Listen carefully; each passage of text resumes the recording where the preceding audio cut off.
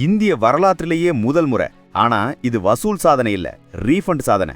தளபதி விஜயின் ஜனநாயகன் படத்துக்கு இப்படி ஒரு நிலைமையா? 4.5 லட்சம் ரூபாய் பணத்தை தியேட்டர்ல திருப்பி கொடுத்திருக்காங்க. ஏன் தெரியுமா? இன்றைக்கு ரிலீஸ் ஆக வேண்டிய ஜனநாயகன் படத்துக்கு தணிக்கை சான்றிதழ் கிடைக்கல.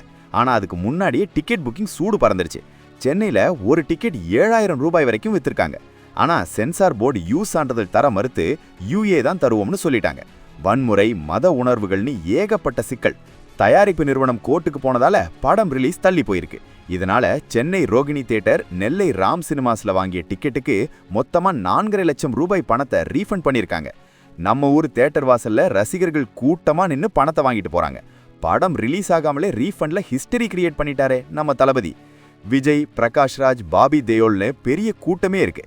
ட்ரெய்லர்ல வர அரசியல் வசனங்கள் தான் சென்சாருக்கு குடைச்சலா இருக்குமோன்னு ரசிகர்கள் பேசிக்கிறாங்க.